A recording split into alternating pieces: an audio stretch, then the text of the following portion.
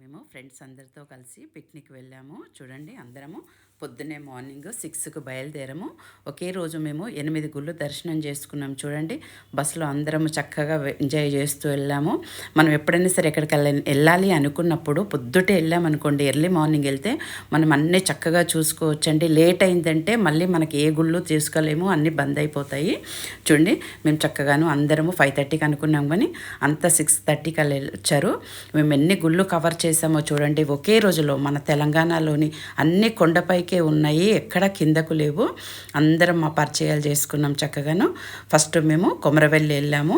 కొమరవెల్లి మల్లన్నని దర్శనం చేసుకున్నాము. అంత స్పీడ్గా చేస్తున్నాను, మీరు చూడండి. మీకు ఏమైనా ఫుల్ వీడియో కావాలంటే సింగిల్ వీడియోలు ఉన్నాయి, చూడండి. ఇప్పుడు కొమరవెల్లి మల్లన్నను అందరం కలిసేసి దర్శనం చేసుకొని, ఇక్కడ కొమరవెల్లి మల్లన్న కూడా చాలా బాగున్నాడండి చూడడానికి. గుడి కూడా చాలా పెద్దగా ఉంది.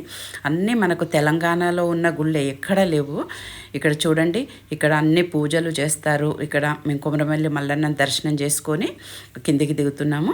తర్వాత ఇక్కడి నుంచి మేము శ్రీ రేణుక ఎల్లమ్మ దర్శనం చేసుకుంటాం. ఇది కూడా కొమరవెల్లి మల్లన్నకు వెనకాల ఒక కిలోమీటర్ దూరంలోనే ఉందండి. వెహికల్లో వెళ్ళొచ్చు. కాకపోతే మేము ఫ్రెండ్స్ అందరం కలిసేసి సరదాగా నడుచుకుంటూ వెళ్తున్నాము అందరం, ఎందుకంటే చక్కగా ఎంజాయ్ చేస్తూ వెళ్ళొచ్చు కదా అనేసి. చూడండి, ఇలా కొండపైకి వెళ్ళిపోవాలి. ఇక్కడ కూడా రేణుక ఎల్లమ్మ టెంపుల్ కూడా చాలా పెద్దగా ఉంది, చూడడానికి కూడా మంచిగా ఉంది. ఇప్పుడు మేము కొండపైకి ఎక్కుతున్నాం, రేణుక ఎల్లమ్మ పైకి ఎక్కి. చూడండి, ఇక్కడ దర్శనం చేసుకుంటున్నాము. చూడండి, ఇక్కడ ఆలయ ప్రాంగణం చుట్టూరా ఎంత బాగుందోనండి చూడడానికి. ఇక్కడ అందరూ వచ్చేసి వంటలు కూడా చేసుకొని తింటున్నారు. అమ్మవార్లను చూపించడానికి ఎక్కువగా వీల్లేదు. తర్వాత మేము బ్రేక్ఫాస్ట్ చేసాము, ఒక పంట పొలాల్లో ఆపుకొని అందరం చక్కగా భోంచేసాము. చూడండి, టిఫిన్స్ అందరం ఎవరి టిఫిన్లు వాళ్ళు చేసుకొచ్చుకొని చక్కగా అందరం షేర్ చేసుకొని హ్యాపీగా కబుర్లు చెప్పుకుంటూ అందరము చాలా బాగా ఎంజాయ్ చేసాం ఇక్కడ కూడా.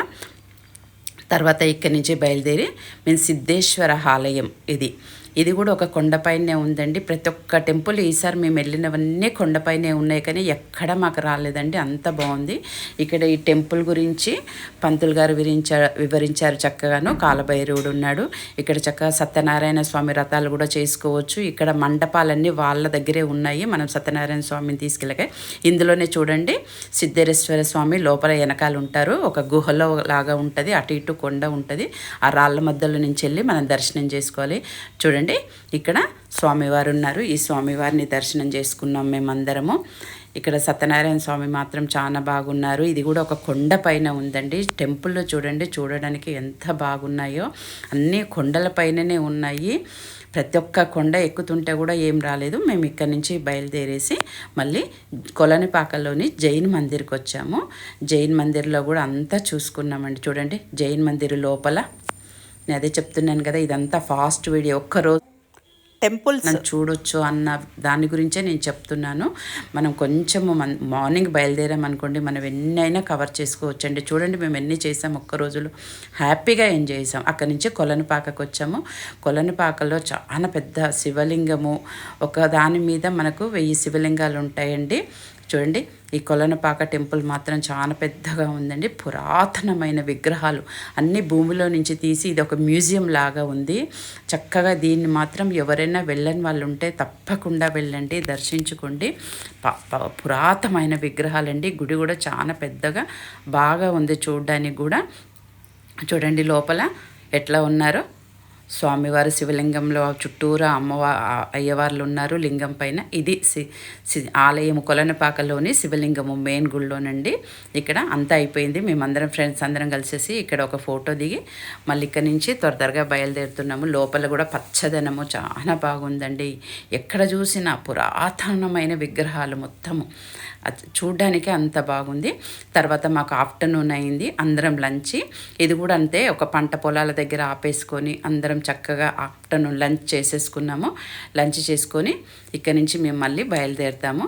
చూడండి, ఇక్కడి నుంచి మేము మళ్ళీను ఇట్లా ఎంత బాగుంటుందండి. ఇట్లా తింటేను ఫ్రెండ్స్ అందరితో వెళ్ళి ఎంజాయ్ చేస్తే ఎంత బాగుంటుంది. ఎక్కడ ఏది తిన్నా మనకు ఒక అమృతం లాగా ఉంటుంది. మేము ఇక్కడి నుంచి బయలుదేరి యాదగిరిగుట్ట లక్ష్మీ నరసింహస్వామి గుడికి వచ్చాము. చూడండి, యాదగిరిగుట్ట ఎన్ని కవర్ చేస్తున్నామో చూడండి. ఎంత ఎంతమంది మీ 25 నెంబర్స్ చూడండి, మా ఫ్రెండ్స్ అందరూ పైకి ఎక్కుతూ ఉన్నారు. ఎక్కడ వెహికల్ ఉపయోగించకుండా అందరూ ప్రతిదీ నడుచుకుంటూ హ్యాపీగా, ఎందుకంటే మనం దేవుణ్ణి స్మరిస్తూ పైకి ఎక్కామనుకోండి మనకి ఏది రాదండి, అంత ఆయాసం ఏది ఉండదు. చూడండి మేము యాదగిరిగుట్టలో దర్శనం చేసుకొని కింద అమ్మవారి దగ్గరికి వెళ్ళాము. అమ్మవారిని కూడా దర్శనం చేసుకొని ఇప్పుడు మళ్ళీ మేము కిందకి దిగుతాము. కిందకి దిగి తర్వాత మత్స్య లక్ష్మీ నరసింహస్వామి గుడికి వెళ్తామండి. చూడండి యాదగిరిగుట్ట పైన ఎంత బాగా కబుర్లు, ఎక్కడా హడావిడి లేకుండా అందరం హ్యాపీగా, ఎందుకంటే కొంచెం టైం కేటాయించుకున్నాం కాబట్టి మేము ఇవన్నీ చూసుకోగలుగుతున్నాం. మనకు ఎంజాయ్ చేయాలంటే వయసుతో సంబంధం లేదండి, ఎప్పుడైనా సరే ఎంజాయ్ చేయొచ్చు. మనం మంచి చేస్తున్నప్పుడు ఎవరికి భయపడని పని లేదు. చూడండి అందరు ఎంత హ్యాపీగా అందరూ వచ్చేసి టక టక టకా వచ్చేస్తున్నారు. వచ్చేసి అందరము యాదగిరిగుట్ట దర్శనం మాకు చక్కగా అయిపోయింది. ఇప్పుడు మత్స్యగిరి క్షేత్రం వెళ్ళాము. అక్కడికి వెళ్ళేసరికి మాకు 5:30 అయిందండి. అప్పటికే చీకటి అయిపోయింది. చూడండి ఆ చీకట్లో కూడా 5:30కి అప్పుడు చీకటి అయింది కదా, అందరూ కొండెక్కుతున్నారు. 6 అయింది. ఇక్కడ ఒక్కటే మాకండి చీకటి అయిపోయింది. ఇక్కడ గుడి 6కు మూసేస్తారంట, ఇంకా మనకు ఓపెన్ కాదనమాట. ఎందుకంటే కొండపైన ఉంది కదా, అందుకని 6కు మూసేసి పంతులు వెళ్ళిపోతారు. ఇక్కడ ఒక్కటి మాత్రం మాకు మిస్ అయిపోయిందండి దేవుడు. మిగతా అంత దగ్గర దర్శనాలు అయినాయి. చూడండి అంత చీకటి అయినా సరే ఏం భయం లేకుండా అందరూ జనాలు ఉన్నారు. ఇక్కడ కూడానండి మత్స్యగిరి కూడా చాలా పెద్దగా ఉందండి గుడి. ఇక్కడ మాకు దర్శనం జరగలేదు, కానీ ఇక్కడ కొలను ఉంది. ఇక్కడ ఎవరికైనా ఏదైనా అనారోగ్యాలు చేసినప్పుడు ఇక్కడికి వచ్చేసి కొలనులో స్నానం చేసి నిద్రపోతారంట. బాగుందండి. ఇక్కడ స్వామివారు కూడా ముఖమేమో లక్ష్మీనరసింహస్వామి ఆకారంలో ఉంటుంది, మిగతాదంతా మత్స్య ఆకారంలో ఉంటుంది, అంటే చేప ఆకారంలో ఉంటుంది. ఇక్కడ కొలనిలోని చేపలకు మీసాలు ఉంటాయంట, నామాలు ఉంటాయంటండి. ఇది ఇక్కడ ప్రత్యేకత.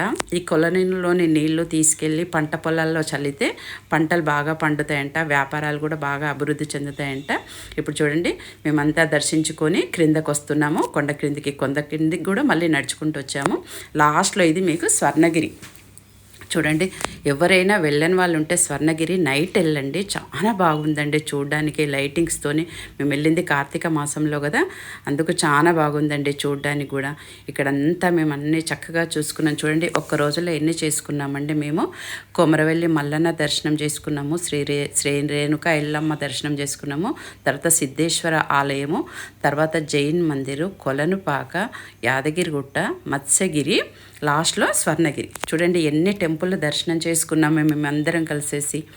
ఏదైనా ఒక ప్లానింగ్ ఉంటే మనం ఏదైనా చేసుకోవచ్చండి చక్కగాను. చూడండి ఇవన్నీ మేము టెంపుల్స్ అన్నీ చూసామండి, చక్కగా హ్యాపీగా చూసేసి మేము 10:30 కల్లా మళ్ళీ అందరం ఇంటికి వచ్చేసాము. బస్ మాట్లాడుకొని వెళ్ళాము. అంతా అయిపోయిందండి, అన్ని దర్శనాలు బాగా జరిగాయి. ఇక్కడ స్వర్ణగిరిలో మనకు జలనారాయణుడు వాటర్లో పడుకొని ఉంటాడు. ఇక్కడ అందరం కలిసేసి ఒక ఫోటో తీసుకున్నాము. జలనారాయణుడు మాత్రం చాలా బాగున్నాడు. వెంకటేశ్వర స్వామి కూడా చాలా బాగుంటున్నాడండి చక్కగాను.